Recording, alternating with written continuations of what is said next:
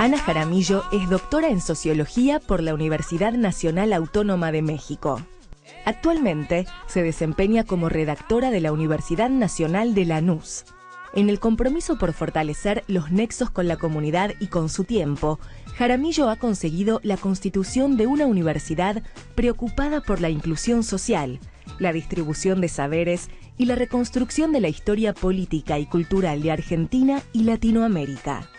Ana Jaramillo trabajó en periodismo en la revista Estrategia, en el diario La Voz, y publicó los libros Enigmático Suicidio, Fuelle y Melancolía, Las Islas Malvinas y la Unión Latinoamericana, y Universidad y el Proyecto Nacional, entre otros.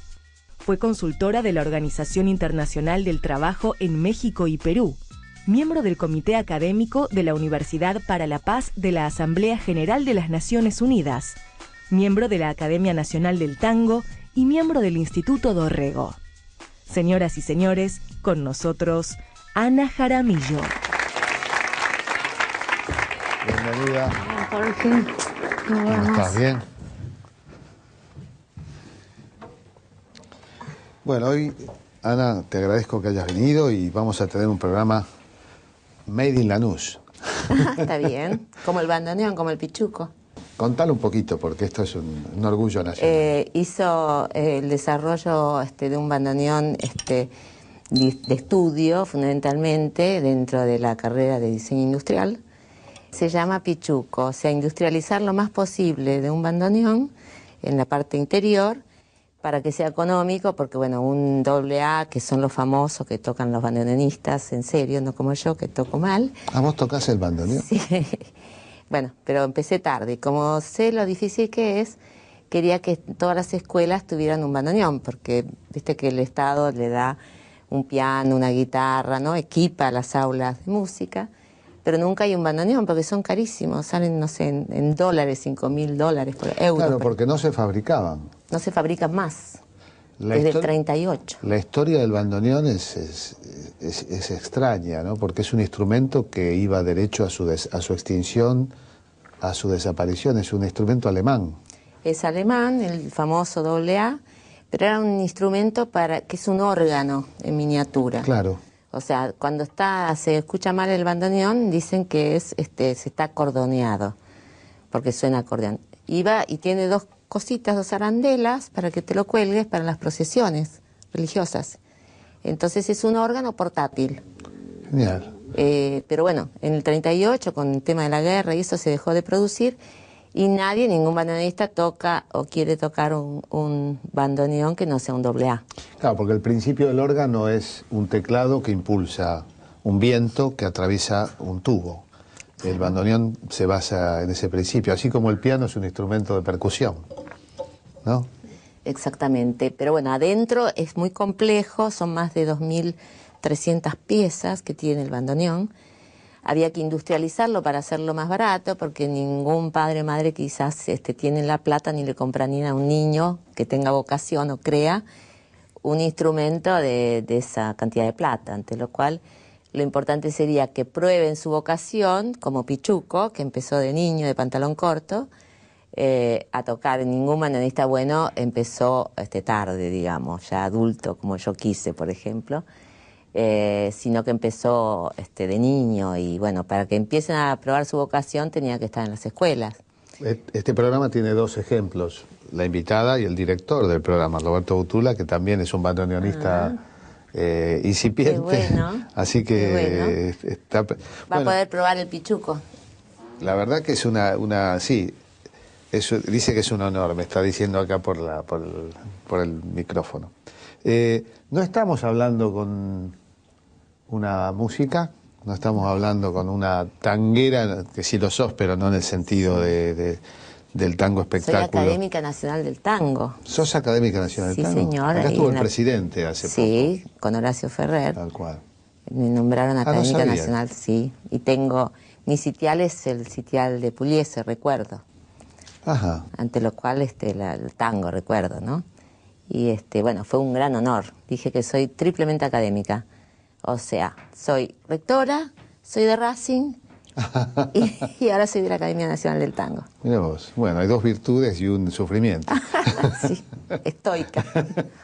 Eso endurece en la vida. Para los que recién ingresan al programa y no escucharon el prólogo de la locutora, vamos a aclarar que sos además la rectora de una universidad, la Universidad de Lanús, sí, que es la que impulsa precisamente este proyecto que tiene que ver con el bandoneón.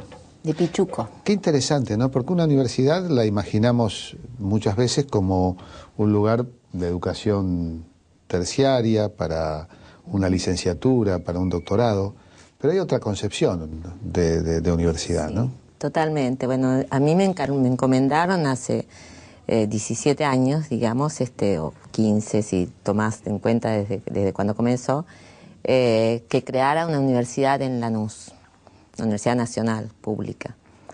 Y bueno, uno por la edad que tiene participó del proyecto de los 70 de una universidad nacional y popular, y nos fue muy mal con el proyecto que tuvimos de la UBA en su momento. Bueno, terminamos algunos muy presos, otros exiliados. Bueno, evidentemente nos fue mal. Y yo ya conocía, yo estuve exiliada en México 7 años, y ahí, bueno, obviamente ahí me recibí de doctora en sociología, pero también di clases todos los días en distintas universidades, dirigí distintas maestrías, etcétera, en la Universidad Pedagógica Nacional, en la Universidad Nacional Autónoma de México, en la Flaxo. Y bueno, ya conocíamos las deficiencias y las virtudes y defectos de las universidades públicas argentinas. Ante lo cual dije, bueno, ahora sí tengo mi segunda oportunidad. Cuando me dijeron, me nombraron rectora organizadora de la Universidad Nacional de Lanús. Y entonces es lo que en sajón le dicen Problem Oriented University, o sea, una universidad orientada hacia los problemas, que no se deslinde de la problemática ni territorial ni nacional, sino que acuda y tenga una agenda compartida con los problemas del país. Eso implica que no tenemos facultades, no tenemos disciplinas, tenemos, acá hay algunos estudiantes, o sea, no son ciencias políticas, sino ciencias políticas y gobierno, o sea que esto que decía un gran filósofo, ¿de qué sirve pensar sin pasión y sin voluntad? ¿No? O sea, yo creo que no sirve para nada. Si no te forman como opositor o como crítico, ¿no? La idea de la política es precisamente... Queremos que pasen. Qué bueno recordar, ¿no? Que la idea de la política es eso, es fundamentalmente formarse para gobernar, ¿no? Sí, y una palabra que está muy de moda ahora o es legislar, la intelectualidad, que es problematizar. Y yo digo al revés, hay que invertir la escolástica. Eso, problematizar, es lo que hacía cuando se crearon las primeras universidades, donde la verdad estaba revelada, la verdad que caía del cielo, la verdad teológica, y lo que se hacía era interpretar esa verdad, ¿no? La verdad se construye diariamente con la historia, a través de la historia. Pero bueno, en esa época, en el medioevo, ciudadanos no habría, por ejemplo. No había. Ante lo cual, cuando tenemos la carrera, por ejemplo, de seguridad ciudadana, les explico que no les vamos a enseñar a maestrar cocodrilos, ni a levantar puentes levadizos, porque la seguridad, cuando se crearon las universidades, era la del príncipe. Ciudadanos no había. Entonces ahora les vamos a enseñar a hacer la seguridad ciudadana, de los ciudadanos. Y bueno, las cosas cambiaron en 2000 años desde que se crearon las primeras universidades. En la Argentina acaba de cumplir una universidad, la de Córdoba, 4 siglos. Sí, sí. Y cambió un poquito, ¿no? Una universidad con historia. Sí. Entonces, bueno, esa verdad de la escolástica, digamos, tiene que ser construir, y en vez de problematizar, es interpretar la realidad, no la verdad de hace 2000 años, sino interpretar la realidad, hacer hermenéutica social, como se dice, y acudir a resolver o a coadyuvar a resolver esos problemas. Por ejemplo, el de la seguridad. Todo el país habla de la seguridad, todo el país habla del medio ambiente. Bueno, ¿nosotros qué tenemos que hacer? ¿Poner arquitectura o no formar jóvenes que puedan acudir al medio ambiente, que no es un tema disciplinar? La seguridad tampoco. Vos viste que, por ejemplo, en provincia ponen de repente un abogado, después ponen un policía, después ponen un militar, después ponen un fiscal de ministros. Bueno, queremos que haya alguien que el tema de la seguridad lo enfoque desde las distintas aristas y, ¿no?, vertientes que existen. Y bueno, así es toda la universidad. No tenemos facultades, por eso digo, tenemos el Departamento de Desarrollo Productivo y Tecnológico, ¿no?, que ese es el problema para un país. No son facultades. No hay facultades. No hay facultades. ¿Las carreras cuáles son? Y, por ejemplo, seguridad ciudadana, por ejemplo, gestión ambiental urbana, por ejemplo, turismo. No había gente que acá explotó el turismo y nadie entendía de qué se trataba. Por ejemplo, gestión educativa, no ciencias de la educación, ciencias políticas, ciencias económicas. Tenemos economía de la empresa, o sea, formar hombres y mujeres para la patria, diría nuestro amigo Jauretche. Vos hablabas de que tuviste la oportunidad, no todos los días uno tiene la posibilidad de hablar con alguien, no solo que dirige una universidad, sino que creó, o que participó centralmente de la creación de una universidad. Y mencionaste que lo hiciste con una idea, pero una idea también, una idea de negación de un modelo preexistente. Sí. Supongo que pensamos en la UBA, ¿no?, en la gran universidad argentina, o en alguna otra también. Ya hablamos ya no de la universidad medieval, hablemos de por casa. Vos fuiste incluso docente en la UBA, además de alumna, antes de exiliarte. ¿Qué defectos has visto en esa universidad que alguna vez alguien llamó la isla democrática? No, pero no es la UBA solo, son las viejas universidades que no son medievales, porque la de Córdoba tiene 400 años. Yo creo que justamente lo que tenemos que hacer es invertir la escolástica, la concepción escolástica de la universidad. Y invertir la escolástica justamente es invertir aquello que la verdad está revelada ya, o sea, la estamos construyendo, los problemas cambian, las situaciones cambian, los países cambian. Cuando pasó este episodio de Harvard, yo hice un artículo que se llamaba Harvard no nos sirve, ¿no? O sea, no entendieron por ahí una ironía de la presidenta. O sea, por eso se crean todos los días. Ayer nos enteramos que van a crear 2 más en el conurbano. Si no entendiéramos que hay que hacer otras universidades que sirvan a otros propósitos. Lo que no hay es lo que no existe es la universidad. Existen universidades en distintas latitudes, en distintos tiempos, con distintas historias. Algunos dicen que las universidades son tan reaccionarias como la Iglesia, o sea que se resisten a modificarse. Ahora veremos con el nuevo Papa a ver si modifican también ciertas costumbres. Y no existe una universidad, ni un ranking de universidades. Harvard no nos sirve al conurbano. En el conurbano primero son gratuitas como en todo el país desde 1949, cuando Perón eliminó los aranceles. Todo el país es gratuita. En Harvard tenés que pagar miles de dólares. Harvard te enseña a someter a otros pueblos, ¿no?, a especular financieramente, y acá estamos justamente haciéndolo todo lo contrario, incluyendo cada vez más ciudadanos y ciudadanas, como dice ahora, incluyendo más jóvenes, más niños, de todo alrededor que antes nunca habían ido a la universidad. O sea, la mayor parte, ayer tuvimos una reunión con los 12 rectores del conurbano, y la mayor parte son primera generación de profesionales. Claro, en los últimos 10 años se crearon 9 universidades, tengo entendido. Y en la Argentina hay 40 y pico. Sí, 45. 45 universidades. ¿Qué pensás de eso, que se hayan creado, digamos, esta década, que se ganaron muchas cosas? Algo sorprendente es ese tema, ¿no? Porque no es lo mismo, vos decías, no solo se trata del concepto, sino el lugar donde se crea una universidad. Lanús está a 1 hora del Congreso de la Nación, del kilómetro cero. Y sin embargo es un mundo distinto al que podría ser el mundo al cual van los alumnos de la capital federal. La mayoría son hijos de trabajadores, o ahora durante mucho tiempo desocupados, después del 2001. La mayoría no fueron nunca a la universidad, por eso el 80% de nuestros estudiantes son primera generación, o sea que hay que acompañarlos en todo un proceso de enseñanza-aprendizaje. Tenemos que todos un desafío muy grande, porque bueno, vienen de lugares devastados en términos económicos, productivos, culturales, pero nosotros tenemos un programa desde el 2000, que es que traemos a todos los niños de los comedores escolares a la universidad en enero. Yo me quedo también con ellos. La idea es que le vayan perdiendo el miedo, que no es una catedral, algo que no puedan acceder, que es gratuito, que ahí pueden jugar, pueden estudiar computación, pueden estudiar muchos ajedrez ahora.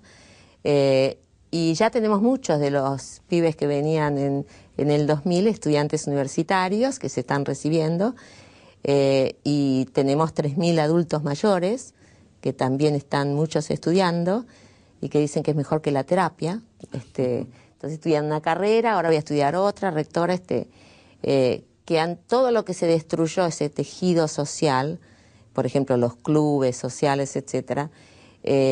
También hay muchas soledades en el adulto mayor que ahí están copando todo, el comedor. Si yo hay algo que extraño es el clima de una universidad. Te digo, si hay algo que... Yo tuve la suerte de ir a los comienzos de Lomas de Zamora, interrumpido luego por la dictadura militar, que fue también una de las primeras universidades. Sí, la primera fue Morón, si no me equivoco, ¿no? Morón no es pública. Ah, no es pública, es privada. ¿Pública cuál es la primera del conurbano? Un proyecto muy particular, Morón, distinto a las otras privadas, bastante más social. O sea que es paga. Es paga. Ah, yo pensé que era pública. ¿Cuál es la primera? ¿Lomas fue la primera? Luján también, Luján, pero Luján la cerraron con la dictadura y por eso están reparando todo esto.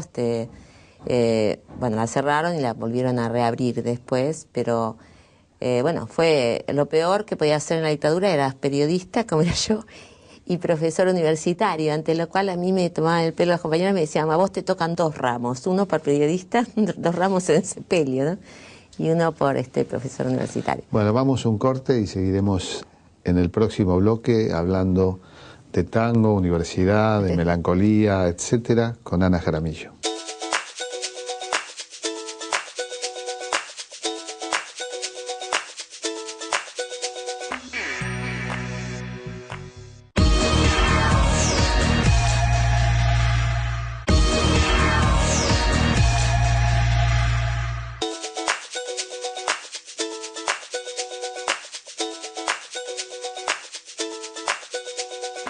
Estábamos hablando de que...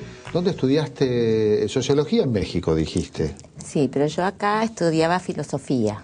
Filosofía. ¿Estudiabas en el viejo edificio de clínicas? No, bueno, terminé ahí. Ah, no, pero en la calle Independencia. Sí, empecé en Independencia y después en el Clínicas. O sea, cada vez nos iban llevando a estructuras más viejas. Que ahora es una plaza. Sí, es una plaza. Yo casi me muero, porque a ver, lo había soñado que la iban a tirar abajo, ya habían hecho tanta cosa. Y cuando volví y vi la plaza, dije, qué desastre. Pero bueno, no me pude recibir. Estaba dando clase como ayudante, pero me faltaban 2 materias. Y bueno, por aquello que pasó, y para no tener los 2 ramos, como decían, me fui a México, donde tuve que dar un examen de suficiencia académica, entré a la maestría en Flaxo, que era la primer cohorte de Flaxo México, y después hice el doctorado en también otro examen, porque nunca había terminado el grado de filosofía, pero no me dejaron entrar en filosofía, que fue lo que siempre me gustó. Cuando fui al doctorado en la UNAM, que me acuerdo siempre porque me recomendaron Puigros y Bagú, 2 historiadores, ¿no? Si lo sabía, que estaban exiliados en México también. Y no me dejaron entrar en filosofía porque decía que no habían doctores en filosofía de menos de 40 años. Y yo ya había terminado, tenía 28. Y dije, bueno, ¿y qué pasa si en 2 años me recibo? Que bueno, no me dejaron, me pidieron, ¿no?, la vacuna del arbolito. Yo no podía traerla porque estaba acá y no podía entrar. Así que, bueno, terminé también con el doctorado en sociología. Curioso, ¿no? Porque los doctores en filosofía más de 40 años, con eso quedaban descartados algunos filósofos como Nietzsche o como Hegel, como el joven Marx. Sí, bueno, pero lo que pasa es que también tenemos que, de alguna manera, separar un profesor de filosofía de un filósofo.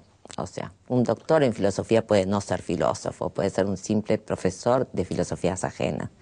Sí, la tradición del profesor filósofo, bueno, tiene expresiones como Heidegger, pero no todos los que nombré anteriormente eran profesores. No, ni ahí, mira, hay un filósofo muy importante. Algunos eran maestros, otros no, se limitaban a escribir y discutir en soledad, ¿no? Bueno, es lo que, por ejemplo, Leopoldo Sea, un gran filósofo mexicano, siempre decía eso, ¿no? Una cosa es ser profesor de filosofía, o sea, cómo creamos la filosofía americana, ¿no? La filosofía nuestra.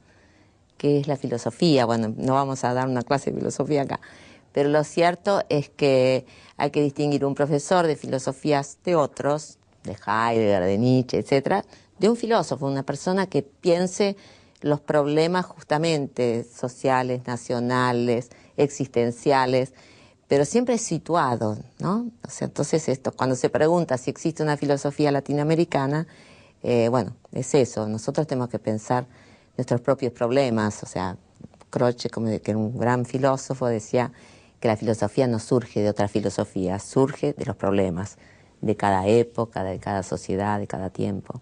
En ese punto la universidad tiene a veces el inconveniente de que vuelve al académico demasiado autoexigente, crítico, y lo desterrenaliza, ¿no? Lo aleja un poco de la realidad. Por eso el concepto de isla de muchas universidades. Sí, la República de los Profesores le llaman también. Ah, mira vos, sí, sí. Para hacer un poquito así, claro, isla democrática, república. Sí. Yo pensaba, lo primero que me acordé es cuando dijiste la universidad estaba en el edificio en lo que había sido Facultad de Medicina, en Córdoba y Junín, que ha quedado una plaza. Y yo, en Mirta de Liniers a Estambul, el protagonista, Enrique, que lo hacía Norberto Díaz, habla a los alumnos como hablábamos los militantes, que entrábamos a un curso y dábamos una arenga. Ahí toda una generación se formó. Sí, claro. Además había que hablar rápido porque estaba la dictadura, ¿no? Sí, yo me acuerdo una vez que era un canto que decían rapidito, rapidito, que se está acabando el tiempo. Ya se viene López Rega y nosotros discutiendo. Tal cual. Y Enrique dice, porque acá donde hay una universidad van a poner una playa de estacionamiento. Porque lo peor no es la plaza, es la playa de estacionamiento. Y el lugar fue eliminado como facultad, siendo un edificio de enorme valor patrimonial, porque claro, la dictadura creía que había que quemar libros, arrasar universidades, algunas las dejaron, ¿no? Fahrenheit a la enésima potencia. Sí, me acordaba de eso. Hablabas de una filosofía latinoamericana. ¿Qué filósofos podemos encuadrar dentro de filósofos de América Latina? Bueno, hay algunos que nos pueden gustar más y otros que nos pueden gustar menos. Por ejemplo, Sea es un filósofo importante mexicano. Yo lo tuve de profesor, tuve la suerte en la Flaxo, porque bueno, muchos no se querían inscribir en ese seminario porque era justamente filosofía y yo estaba recontenta porque podía ir ahí. Que muchos que tuvieran, por ejemplo, bueno, si empezamos desde el principio, nosotros que somos historicistas, nos vamos... Somos del Dorrego los dos, somos colegas del Instituto Dorrego. Historicistas y revisionistas. Perdón, para escándalo de algunos, ¿no? Sí, claro, yo tuve que ir ahí varias veces con Pacho Donel a defender esta perspectiva historicista y revisionista, ¿no? Ahora estoy trabajando justamente en la voluntad de integración latinoamericana con un grupo de 15 docentes, estudiantes, y estamos haciendo un atlas histórico de América Latina con otro grupo de estudiantes. O sea que digo, de aburrir no me aburro. Pero bueno, acá, por ejemplo, nos guste o no, hay algunas cosas que dijo, otras que no.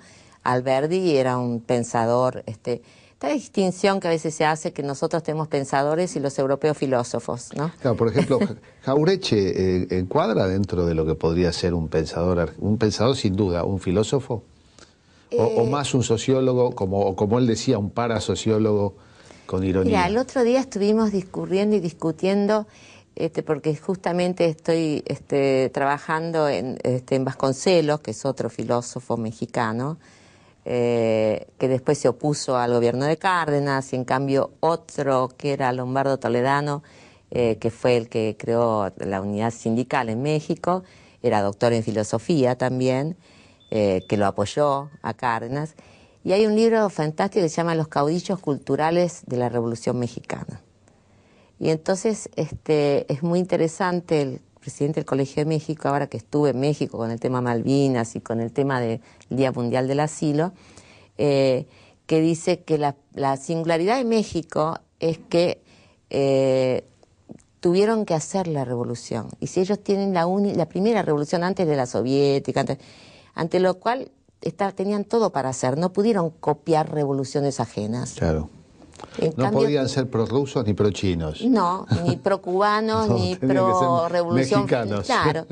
Y mexicanos y tenían todo para hacer y todo para pensar, porque tenían que construir esa realidad. Ahora, ¿no le faltó a esa revolución, así como la revolución rusa tiene el basamento de los pensadores que van de Engels, Marx, a la revolución mexicana no le faltó un poco eso? Quienes la pensaran previamente. No, claro, pero ellos Como la habían francesa tuvo a Rousseau, a D'Alembert, etcétera. Sí, pero acá los tenían que pensar cómo lo hacían, como dicen en México, cómo le hacían. O sea, una cosa es tomar el poder por las armas y otra cosa es institucionalizar, como dicen ellos, ¿no? El partido revolucionario PRI, institucionalizado. ¿Cómo institucionalizaban el famoso dicho de Zapata, ¿no? La tierra, ¿no? Sobre la tierra. Hacían un ejido, hacían cómo hacían con el latifundio, qué hacían, cómo institucionalizaban, cómo legislaban. Bueno, todos esos pensadores mexicanos post-revolucionarios, o sea, post-toma del poder, digamos. O sea, pensaron después, mientras que hubo quienes prologaron desde el pensamiento la Revolución Francesa, o la rusa, la mexicana tuvo que ser pensada luego, ¿no? Tuvo que ser pensada post-toma del poder, digamos, post-toma del poder por revolucionarios que no eran pensadores, algunos tampoco eran alfabetos, o sea, y eso lo hace singular a México porque ellos no tuvieron que copiar. En cambio acá en la Argentina y en muchos de nuestros países, en Uruguay, se copiaron revoluciones ajenas. Entonces, mucho de, por ejemplo, Alberdi, hay cosas muy buenas, y cuando pensamos en el fragmento o en los escritos póstumos, no de muchas cosas de las bases, ¿no? Que concretamente dice que el ferrocarril es como la libertad, que solo la puede manejar un maquinista inglés. Y bueno, toda esta cosa de traer solo sajones, que son los que pueden hacer el país. En cambio, en los escritos póstumos del fragmento es historicista y realmente está tratando de crear una realidad distinta a la que proponían los franceses o los ingleses. Y México tiene eso, por ejemplo, como filósofos, ¿no? O sea, un Vasconcelos, un Antonio Caso, son gente muy importante acá. Esta distinción que unos son filósofos, Heidegger, Nietzsche, cualquiera de ellos, Descartes, etcétera, y otros son pensadores como que no tienen el título de filósofo. Y yo creo que sí, que los tienen, sí. De todas estas cosas, bueno, hablas en Fuelle y Melancolía, ¿no? Sí. Que es interesantísimo, porque es un libro en el cual se cruza el tango, se cruza la historia, se cruza el fuelle. Qué gusto te diste, de que se fabrique fuelle, o sea, la materialidad de las cosas, no quedar en... Qué interesante esto, ¿no? De materializar las ideas. Y el tema de los intelectuales y el suicidio, pero la melancolía es un tema que está presente fundamentalmente porque, bueno, no hay suicidio sin melancolía, podemos decirlo, salvo alguna excepción.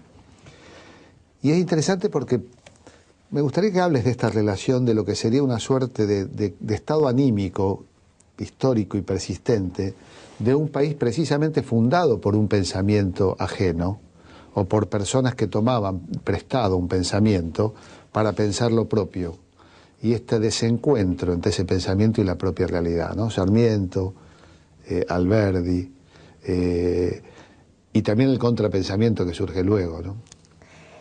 Mira, o sea, primero, o sea, yo, como te digo, soy historicista como vos.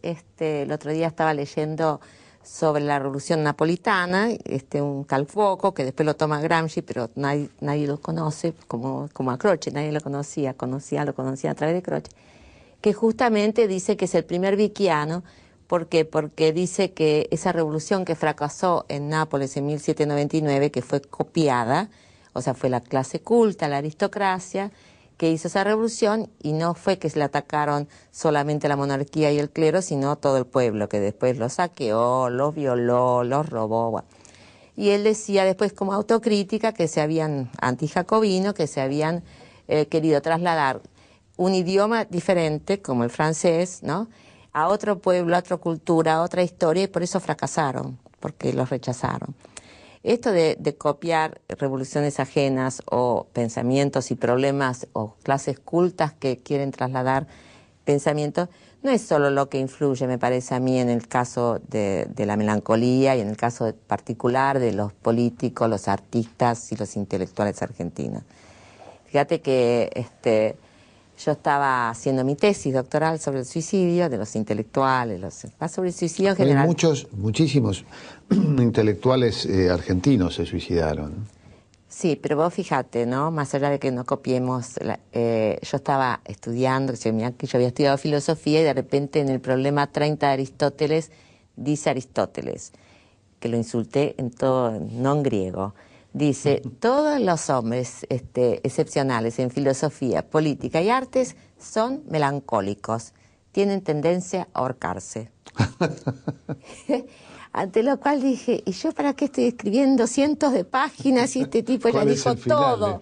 No, ya lo había hecho todo en Grecia. O sea, la conclusión es que no es un tema argentino, digo, ni porteño particularmente, sino que es un tema ya mucho más existencial, ¿no? El tema que, como te digo, que decía Aristóteles, era muy interesante, va. En realidad me agarraba los pelos y decía, yo con todo lo que estudié, con las 400 páginas que escribí, y él en una frase lo dijo todo. Y el fuelle es un instrumento antropomórfico, ¿no? Si vos lees todo lo que dice las letras del tango, la poesía del tango, bueno, ahí en la universidad tenemos a todos, ¿no? Acá hay estudiantes de la universidad que es muy simpático porque tenemos a Mancia, a Discépolo. Tenemos que decir que esto, ¿de qué sirve pensar sin pasión y sin voluntad? O sea, que como bautizamos a todos nuestros edificios con estos nombres, incluso con varios suicidas. Por ejemplo, Lisandro Latorre. Pero bueno, está Discépolo, Leandro Alem, Lisandro Latorre. Leandro Alem no tiene un edificio en la universidad, pero están todos los malditos. Está Scalabrini Ortiz, está Jaureche. No, pensé que hablabas de suicidio y no de está Ugorte. No, hay como suicidas, en todo caso, digo, no le vamos a hacer, está Lisandro Latorre, pero también tenemos un homenaje al otro libro que tenés ahí, Leo, que es a las cientos de suicidas de Malvinas. O sea, nadie, porque bueno, para la Iglesia es un pecado, pecadísimo, y nadie les hizo un homenaje porque se suicidaron por el silencio del pueblo argentino también. Algunos dicen que se suicidaron más veteranos de Malvinas que los que murieron en la guerra. Sí. El número es incierto, pero logramos hacerle un homenaje a un veterano que se suicidó en Lanús, Bazán, que tenía la medalla más importante de los veteranos, y logramos que un sacerdote que había sido estudiante de Lanús los bendijera a aquellos que se suicidaron con el nombre de él, digamos, tiene una placa. Pero bueno, volviendo al tema, pues nos vamos por las ramas, como decía pero seguimos en el tronco. Sí, es un tema que no es solo porteño, y todo lo que se dice del bandoneón es casi freudiano. Sus quejas son querellas, dice Freud. Y las quejas del bandoneón son querellas también. Bueno, vamos a seguir hablando de esto y vamos también a recibir las preguntas de alumnos. ¿Cómo no? En el próximo bloque con Ana Jaramillo.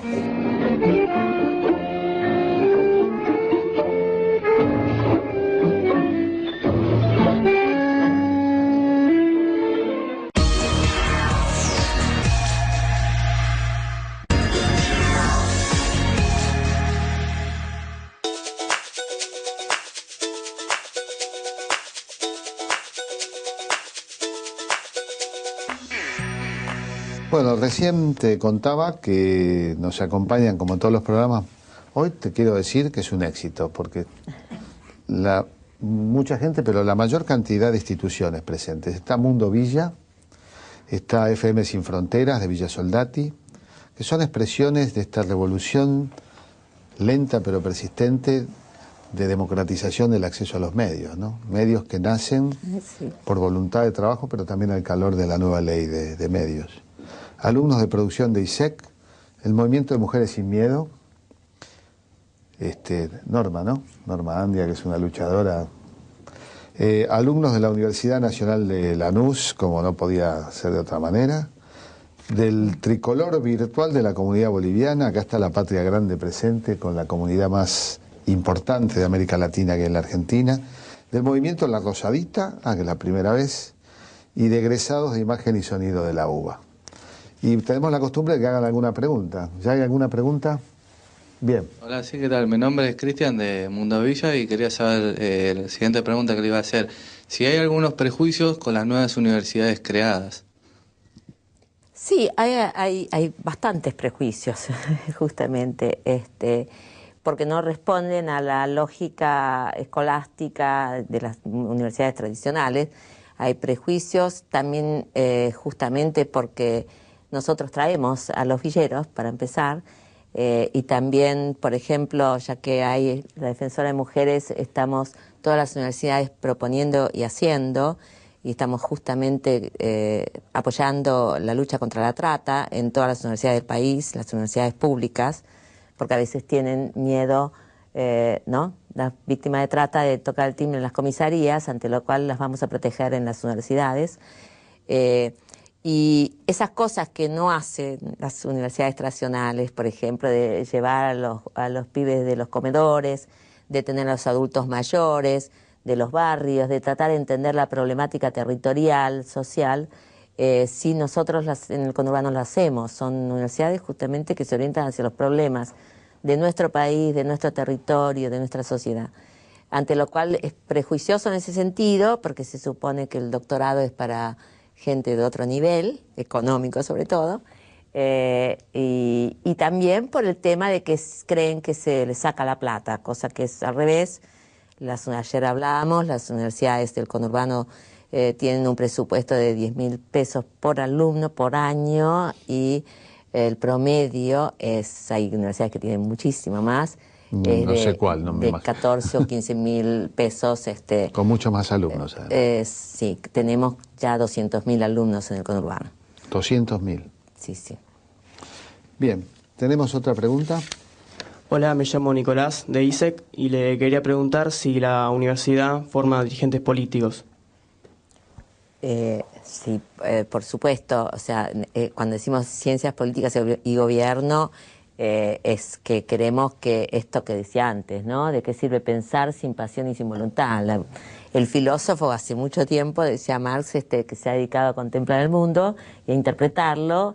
Es hora que nos dediquemos a transformarlo, ante lo cual nosotros hemos puesto, quería decir que a la comunidad boliviana, que le acabamos de dar el doctorado honoris causa a Evo, así que lo estamos esperando a Evo Morales para que venga a recibir su doctorado, como Mujica, como Lula, a la integración latinoamericana. Nosotros tenemos un seminario obligatorio para todos los estudiantes, para todas las carreras, que se llama Pensamiento Nacional y Latinoamericano, porque seguimos hablando y enseñando ideas ajenas, ¿no?, filósofos ajenos, revoluciones ajenas, y queremos que nuestros jóvenes salgan realmente a transformar la realidad, a hacerla mejor. Vos decías que Harvard era un modelo, pero muchos sin duda de los hombres que desde la economía ayudaron a entregar la Argentina, a empobrecerla, surgieron de escuelas como Chicago, o universidades del mundo anglosajón.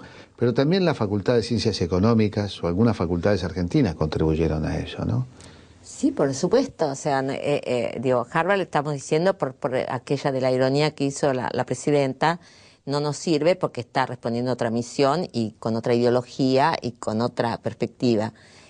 Nosotros queremos justamente que nuestros jóvenes nos ayuden, ya que hay otra generación, ¿no?, por suerte finalmente, otra generación que sí se compromete políticamente, y bueno, eso implica transformar la realidad. Y siempre les digo a los consejeros superiores, ustedes saben que, por ejemplo, la Universidad de Lanús tiene un consejero social comunitario, o sea, hay un consejo social comunitario que tiene voz y voto, que no tienen las otras universidades. porque nosotros queremos escuchar también a la comunidad qué es lo que le dice a la academia, ¿no? O sea, nuestra agenda, nuestra currícula son los problemas de la comunidad, no son así, nos traemos de los pelos de Harvard o de París. Nuestra oferta académica se vincula justamente a la problemática. Y cuando no se vincula a la problemática, obviamente te traen las recetas de Harvard, de Chicago, porque nos surge, ¿no?, como la cultura de abajo para arriba. Sí, ha habido momentos, porque la universidad no son las casas, son los hombres y mujeres que las dirigen, ¿no? Sí, sí. Pero la ley permite, por ejemplo, que tengas un consejo social comunitario. En el caso nuestro está representado por De Gennaro, que es de Lanús y que representa a los trabajadores. Que esté acá o allá, no importa, es el que elegimos en el Consejo Superior. Y los consejeros superiores estudiantiles... Viste que después dicen que hay sectarismo y que hay... Lo que estás diciendo es una prueba de apertura política e ideológica absoluta, ¿no? Y él se ufana, no se pide además... unanimidad ni se pide... No. Y es la única universidad que tiene el Consejo Social con voz y voto. Y el Consejo Social está integrado por gente de la comunidad, que puede ser peronista o no peronista, o radical, o PO, o lo que sea, o intransigente, o UNEN, o todos estos nuevos... Pero sí escuchamos, porque si no escuchamos no vamos a poder enseñar, eso queda clarísimo. O sea que no... y los consejeros superiores estudiantiles a veces, no en el caso nuestro, ¿no? Acá hay una agrupación que tiene consejero superior, y es el primer paso a la política, esto que me preguntaba este joven. O sea, porque el que es consejero superior está gobernando la universidad. O sea que está justamente usando recursos públicos de todos, ¿no? Estamos gastando, si querés, o invirtiendo recursos públicos, financieros, en este caso, del subsidio que le dan a las universidades. Y bueno, si vos administrás recursos públicos, tenés que entender que estás gobernando, ¿no? Y si gobernás, tenés que tener la cautela, por lo tanto, nuestros estudiantes, docentes y no docentes, tienen que ir ellos a preadjudicar. Por ejemplo, tenés una licitación de un edificio, tienen que ir los consejeros superiores, obligatorio. Yo no adjudico nada que no hayan preadjudicado el Consejo Superior. Eso implica que los estudiantes tienen que decidir si esto es más importante que lo otro. Por ejemplo, invertir en un laboratorio o en, no sé, en traer a los niños de los comedores, porque siempre son escasos los recursos. Hay una característica que es que uno muchas veces ve en la Universidad de Buenos Aires que hay un descuido, que los mismos alumnos no valoran algo que les pertenece. Una universidad gratuita es un privilegio que no tienen todos los países. Diría yo, una minoría de países tienen el derecho, a tal punto que vienen muchos hermanos compatriotas de América Latina a estudiar a estas universidades gratuitas. Pero muchas veces he visto como un descuido, a veces desde la militancia política, de las paredes, del lugar, de los muebles. En las universidades del conurbano es distinto, yo veo que hay una diferencia. Sí. Bueno, primero que les explicamos, y bueno, de hecho hemos colaborado a que salga la ley del día de la gratuidad de la enseñanza universitaria, es gratuita para los estudiantes, pero la está pagando el pueblo argentino. Claro. Ante lo cual, todos tenemos que ser conscientes, y yo no doy una clase de metafísica cuando vienen los nuevos estudiantes, les digo siempre, miren, convivir en una familia ya es difícil, convivir entre 20.000 personas es muy difícil, ante lo cual pongamos regla de juego. Primero, respetemos a las personas, por ejemplo, que limpian los baños, queda claro, son iguales, tenemos 5 dedos, como diría Milán, somos todos iguales, nos respetemos. No hay nadie que les levante la mugre, así, les hablo así, directo.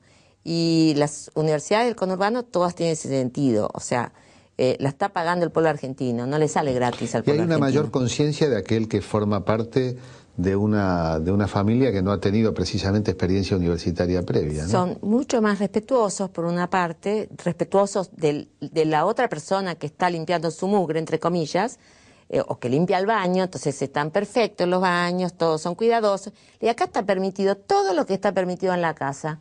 O sea, si en tu casa no pintás las paredes, acá tampoco, ¿no? Si en tu casa no tirás el papel higiénico por la ventana, acá tampoco. Y yo creo que, más allá de que eso no estoy hablando de Heidegger ni de nada, pero sí lo entienden y sí hay una comunidad que los propios jóvenes cuidan. Ellos cuidan también.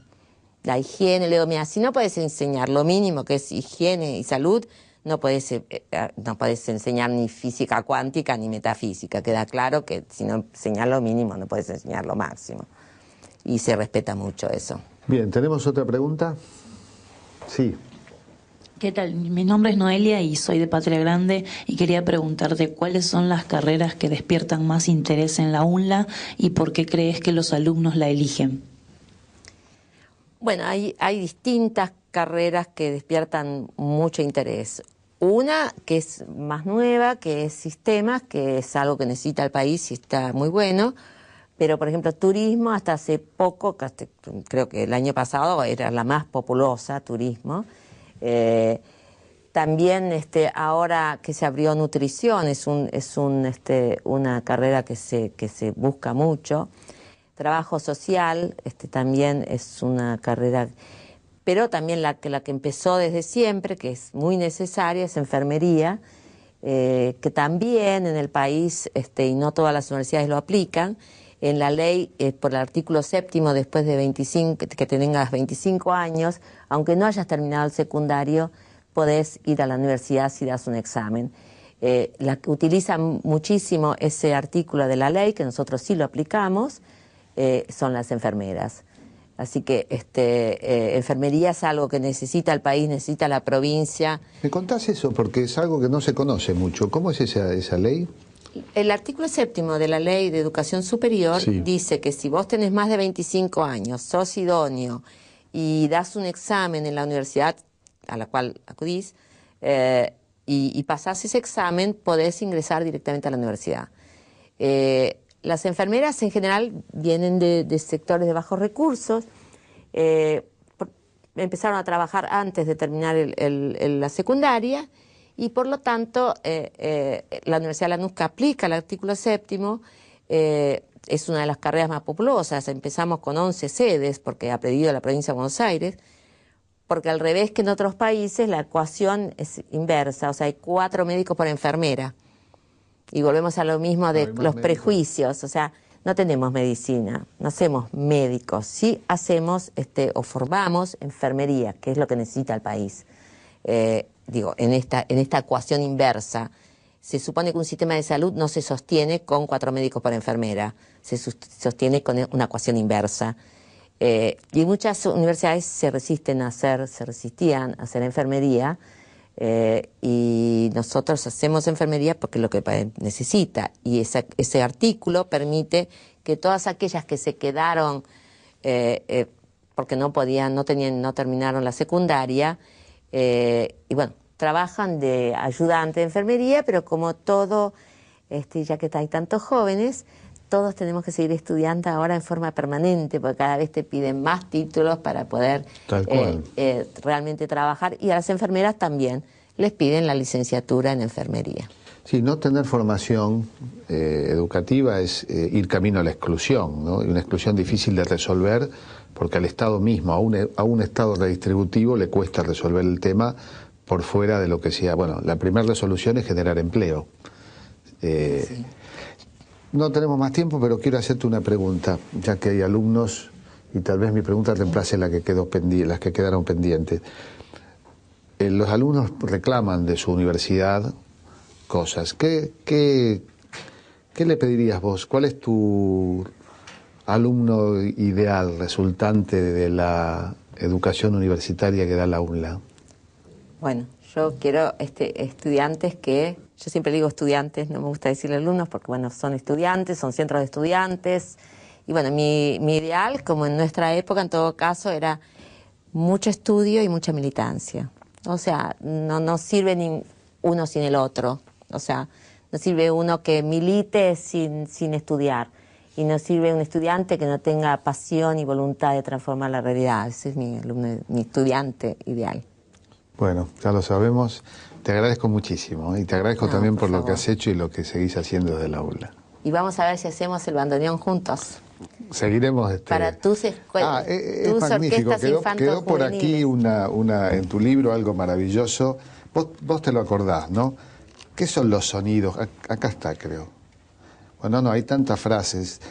Es un viejo amigo, escribiste del bandoneón, envuelto en pena, que se arruga, se dobla, se tuerce, se queja, solloza, gime, llora y rezonga. Porque es rencor de vida vieja y emoción de pena y queja. Esa es una síntesis de la poesía, de las poetas, grandes poetas del tango, hablando de filósofos o pensadores, grandes poetas del tango, que justamente es antropomórfico por eso, y todo que siempre hablamos los porteños, sobre todo, de las quejas y que este se queja y todo, pero insisto, son querellas, como decía Freud. Bueno, bienvenidas las querellas cuando de ellas resultan logros y conquistas como haber logrado una universidad como la de Lanús. Gracias. No, gracias a vos.